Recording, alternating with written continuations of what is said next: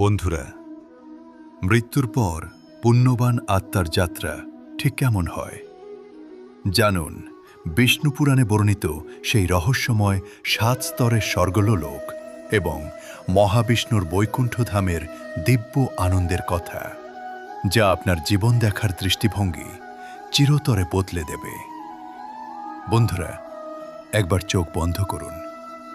কল্পনা করুন এমন এক পরম আনন্দময় সত্যের, যা আমাদের অস্তিত্বের গভীরে ঠিক সোনার আলোর মতো জ্বলছে। আমরা যে জীবনের ক্লান্তি, কষ্ট আর সংগ্রামের মধ্যে প্রতিনিয়ত বেঁচে আছি, তার ঠিক ওপারে অপেক্ষা করছে এক অনন্ত আলোর রাজ্য, যে রাজ্যের কথা একবার জানলে কোনো মানুষের মন আর পাপের দিকে ধাবিত হতে চায় না। আমরা সবাই জানি জীবনের সমাপ্তি অনিবার্য, কিন্তু মৃত্যুর পর একজন পুণ্যবান আত্মার ঠিক কী হয়? এই প্রশ্নের সবচেয়ে আনন্দময় উত্তর লুকিয়ে আছে আমাদের পরম পবিত্র বিষ্ণু পুরাণে। বিষ্ণু পুরাণ এটি শুধু একটি ধর্মগ্রন্থ নয়, এটি সেই অলৌকিক মানচিত্র যা আমাদের দেখায় পুণ্য আর সত্যের পরিণাম। আজ আমরা সেই মহিমাময় অধ্যায়গুলো উন্মোচন করতে চলেছি, যার বর্ণনা শুনলে পৃথিবীর সবচেয়ে হতাশ মানুষের বুকেও আশার প্রদীপ জ্বলে উঠবে। বন্ধুরা, একবার শান্ত হয়ে বসুন। কল্পনা করুন সেই অন্তিম মুহূর্তটি, যখন একজন পুণ্যবান আত্মার শেষ শ্বাসটুকু শরীর ছেড়ে বেরিয়ে যায়। চারদিকে আত্মীয় স্বজনরা কাঁদছে, কিন্তু সেই আত্মা, সে তখন এক অদ্ভুত পরম শান্তির অনুভবে আচ্ছন্ন। সামনে এসে দাঁড়িয়েছে দিব্যদূতেরা, যাদের নুরানি চেহারা দেখলে মন খুশিতে ভরে ওঠে। তাদের হাতে সুগন্ধি পুষ্পমালা। পার্থিব শরীরটা হয়তো চিতায় ভস্ম হয়ে যায়, কিন্তু আত্মার সাথে থাকে এক দিব্য দেহ, যেখানে কোনো ব্যথা নেই, কোনো রোগ নেই, আছে কেবল অনন্ত শক্তি আর সৌন্দর্য। দিব্যদূতেরা সেই আত্মাকে নিয়ে যখন স্বর্গলোকের দিকে হাঁটে, সেই পথটা কি যে মনোরম। পথের দুপাশে পারিজাত ফুল ফুটে আছে, বাতাসে ভেসে আসছে কল্পতরুর মনোমাতানো সুবাস। পথে পড়ে পবিত্র নদী মন্দাকিনী, এর জলে বইছে অমৃতের ধারা। সেই শীতল স্নিগ্ধ জলে যখন আত্মা স্নান করে, তার সমস্ত পার্থিব ক্লান্তি মুহূর্তেই মুছে যায়। নদী পার হবার পর আসে সেই চূড়ান্ত সময়, বিষ্ণুলোকের বিচার সভা। সেখানে বসে আছেন চিত্রগুপ্ত। আপনার জীবনের প্রতিটি ছোট সৎ কাজ, কাউকে সাহায্য করা, সত্য বলা, কাউকে ক্ষমা করা, সব সেখানে লেখা আছে। যখন স্বর্গের সেই বিশাল সোনার দরজাটি শঙ্খধ্বনির সাথে খুলে যায়, তখন শুরু হয় সেই অনন্ত আনন্দের পালা। আসুন একে একে প্রবেশ করি সেই মহিমান্বিত ৭ স্বর্গে।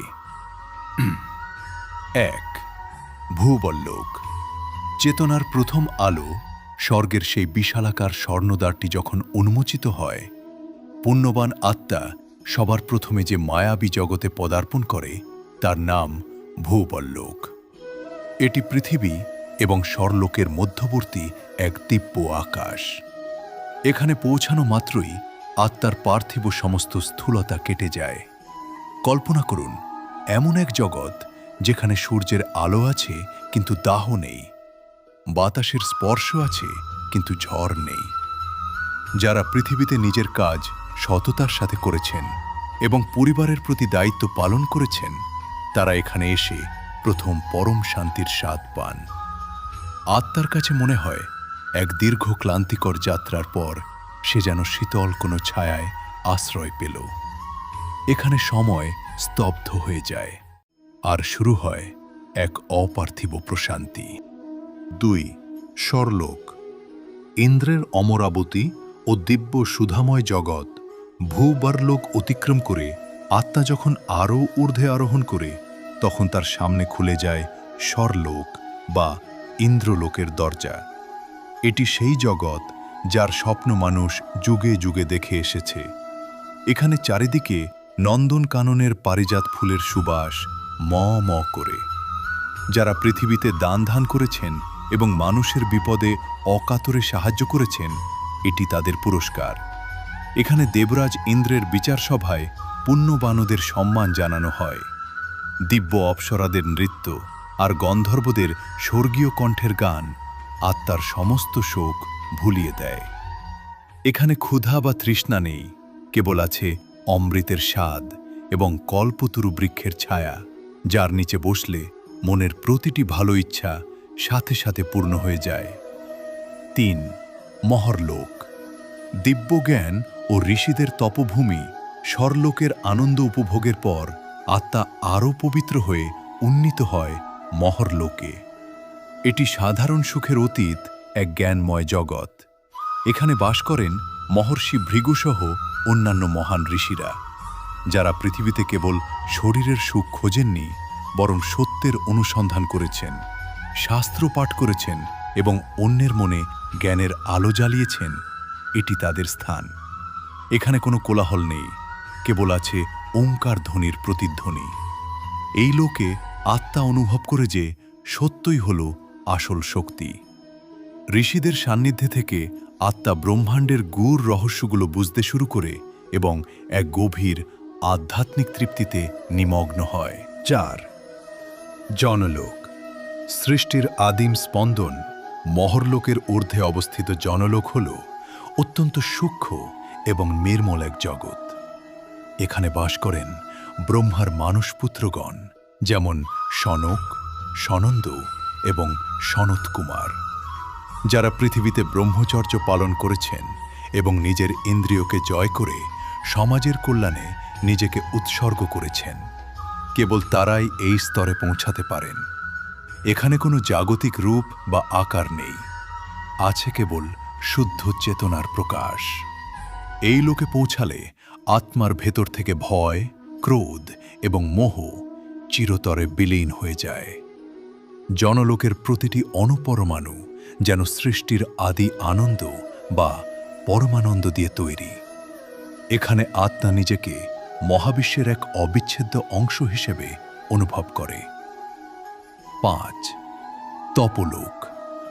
কঠোর ত্যাগের মহিমান্বিত পুরস্কারের পরের স্তরটি হল তপলোক, যা অগ্নির মতো তেজস্বী কিন্তু চন্দ্রের মতো শীতল।